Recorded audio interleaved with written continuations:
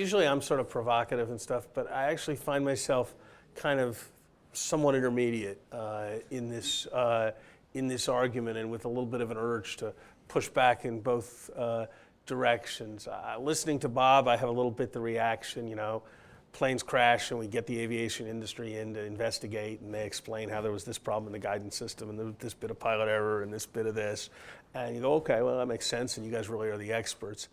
If a lot of planes crash and they keep crashing, at a certain point, you kind of want to step back and take a look at the aviation industry and how they're approaching it and what the paradigm is. And I think we're kind of at that point with respect to financial engineering a bit, Bob. And I think that's something that one's got to recognize on your side of the argument.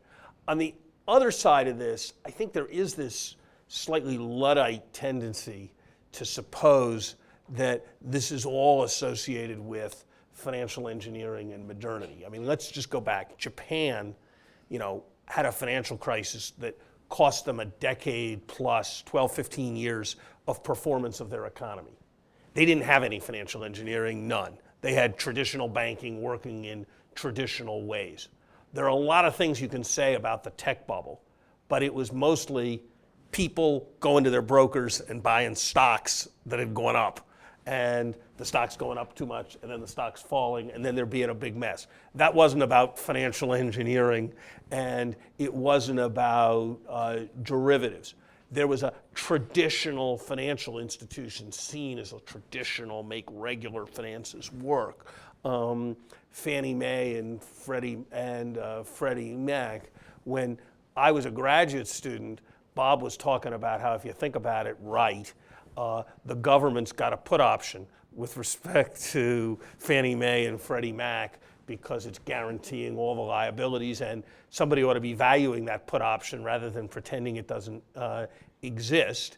But there was, for a variety of reasons, financial engineers were kept entirely away from that exercise, and so that put option was allowed to grow with very serious consequences for the ultimate economy. So I guess where I would hope people would come down with a sense that financial engineering, war's too important to leave to generals, and financial engineering's much too important to leave only to financial engineers, and that there are going to need to be some important paradigmatic changes.